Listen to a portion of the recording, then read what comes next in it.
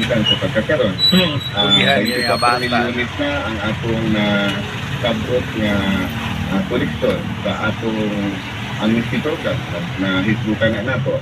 Ang gahimo nato nga pagsulbat pananglitan karon sa nganong walay tubig ang Bulwa Terminal o kanilugang City Mall. Nakita ginaagi sa kasibot ug kabuutan sab sa atong mga empleyado sa maintenance department nga naaday 300 nga meters na pipe nga dugay na nalata na ug mao inundan nga tagat ang tubig di na maabot sa merkado. Nasulbat na nato last week after weeks of challenge.